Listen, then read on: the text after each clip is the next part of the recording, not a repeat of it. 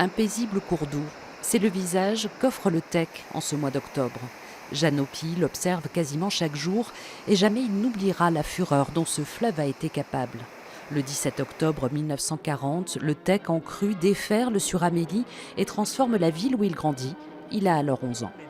On sait que toute la région du Roussillon a été ravagée par de terribles inondations. Avant ça, c'était magnifique, hein. C'était bien, mais rare. Il y a eu tout était ravagé. Quand on pense que l'eau passait sur ce pont, hein, là où nous sommes. Pendant 3 jours, se souviennent les anciens, une pluie chaude s'abat sur la vallée. Un pan de montagne en amont s'écroule et c'est une vague qui submerge des quartiers d'Amélie-les-Bains. 25 personnes perdent la vie, des paysages de désolation et un drame qui font écho aux inondations de la vallée de la Roya. Quand j'ai vu ce truc, j'ai dit ça, c'est exactement la même chose. On regardait en face, hein, c'est le Tech monté.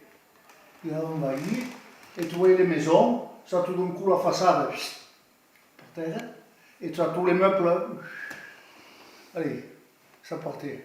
On a un traumatisme en ce sens qu'on a une mémoire héritée, mais on n'a pas peur. Pour ne plus avoir peur, les Améliens attendront plus de 10 ans le début des travaux. Ils se sentent désormais à l'abri des colères du Tech. Le lit du Tech est beaucoup plus large qu'à l'époque. Il est endigué sur une grande partie de son cours, en tout cas quand il traverse Amélie. Ensuite, il a été creusé, son lit a été dynamité. Donc vous voyez quand même la largeur du lit qui est derrière. Il faudrait que l'eau passe par-dessus les 2 rues qui sont de part et d'autre et qu'elle aille au-dessus du premier étage. Donc ça serait une catastrophe d'une magnitude presque impossible.